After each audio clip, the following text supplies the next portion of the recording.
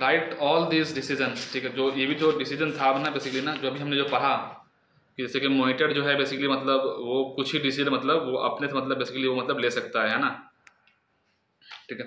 Right down all this decision on paper and put it up on the notice board. Which problem did you encounter in this decisions, where were there differences among the different students, how did you resolve these differences, did the entire class gain something from this exercise, ठीक है। बढ़ते हैं आगे।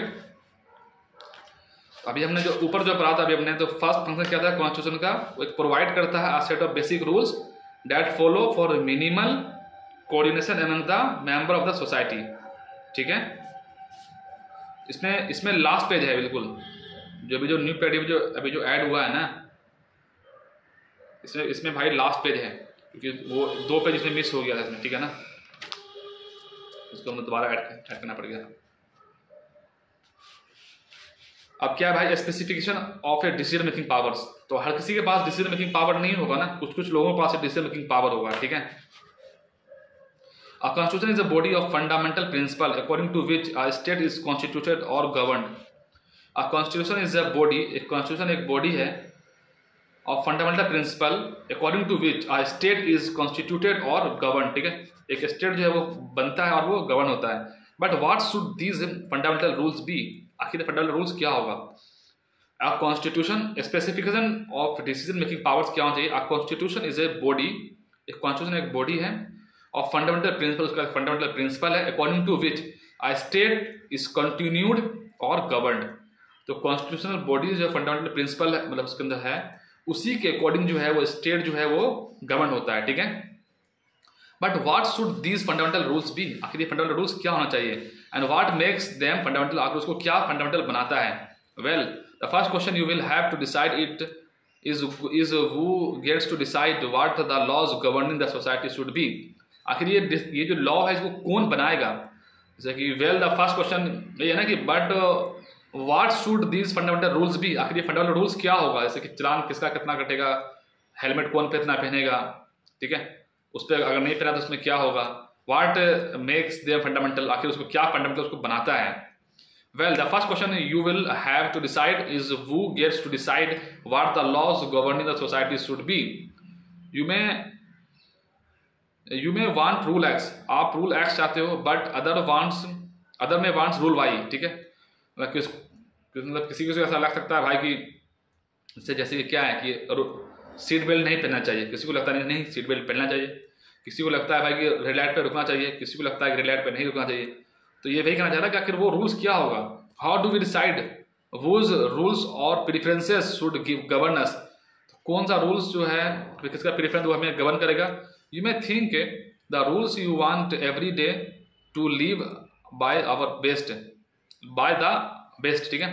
You may think the rules, you may think, तुम सोच सकते हो, the rules you want every day every one to live by और बाय आर द बेस्ट, ठीक है। You may think, तुम सोचते हो, the rules you want everyone to live by are the best, ठीक है। जो रूल्स हो उसको जो everyone एटलीस्ट कम से कम उसको everyone कम से कम उसको फॉलो तो करे कम से कम भाई ना, और वो हर किसी के लिए बेस्ट हो, ठीक है। But others thinks that their rules are the best,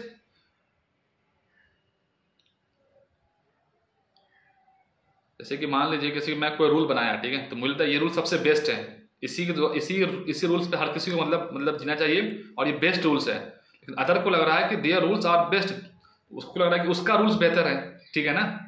क्योंकि आदमी बोल रहा है कि भाई मुझे नाइट में पढ़ाई करना है, कोई बोलता है नहीं मुझे तो सुबह में पढ़ाई करना है। तो उन दोनों को लग रहा है भाई मतलब ये जो मैं रात में पढ़ रहा हूँ वो मैं सही हूँ, दिन में जो पढ़ रहा है वो सही है, ठीक है। जैसे कि किसी को लग रहा है भाई कि मुझे रात में 10 बजे के बाद घर से बाहर जाना चाहिए, किसी को लगता नहीं रात में 10 बजे के बाद घर से बाहर नहीं जाना चाहिए, ठीक है। तो how do we resolve this dispute, आखिर हम इस डिस्प्यूट को कैसे रिजॉल्व करेंगे।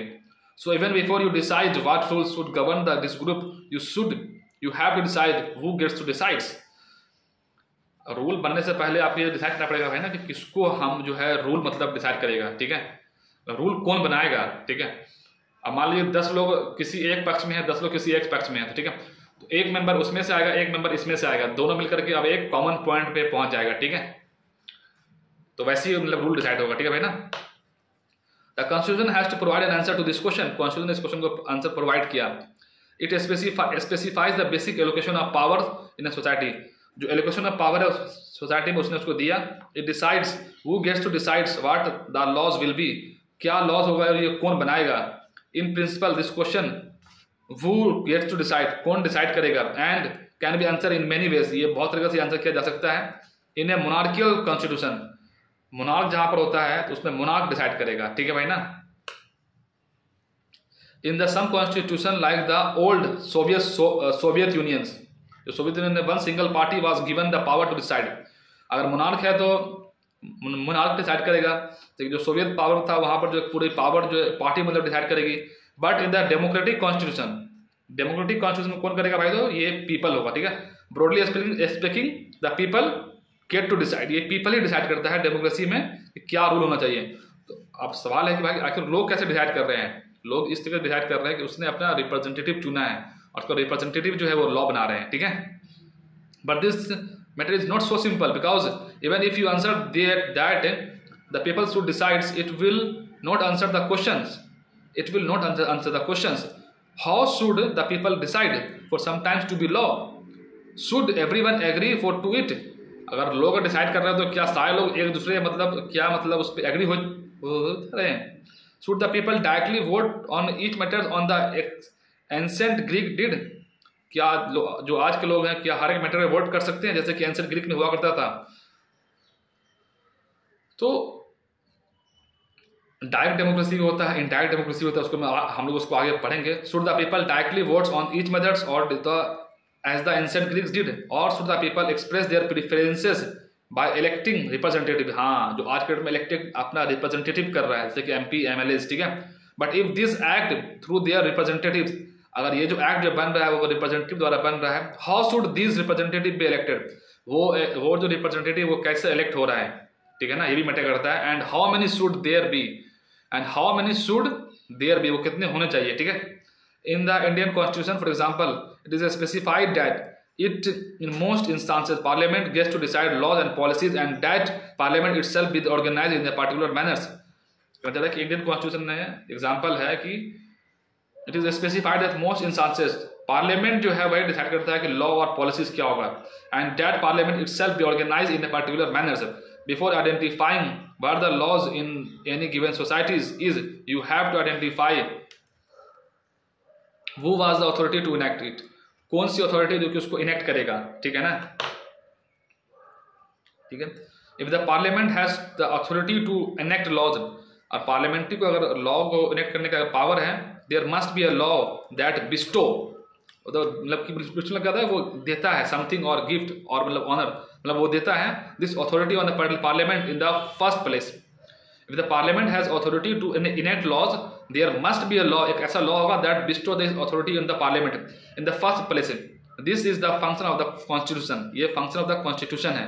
It is an authority that constitute the govern in the first places. अब सेकंड फंक्शन क्या है भाई कॉन्स्टिट्यूशन का? The second function of the constitution is to specify who has the power to make the decision in a society. It decide how the government will be constituted, ठीक है ना। तो first function क्या था? एक first जो function था भाई कॉन्स्टिट्यूशन का, वो प्रोवाइड करेगा एक बेसिक रूल्स को that follow that allow for minimal coordination. Minimal coordination होगा हर एक मेंबर में। सेकंड क्या है भाई कॉन्स्टिट्यूशन का फंक्शन क्या है भाई? स्पेसिफाई करेगा who has the power to make decision. किसके पास पावर है डिसीजन मेकिंग का इन ए सोसाइटी में? It decided how will the government will be constituted. आखिर गवर्नमेंट कैसे बनेगा? So it decided how the government will be constituted, ठीक है। तो ये हो गया इसमें बेसिकली।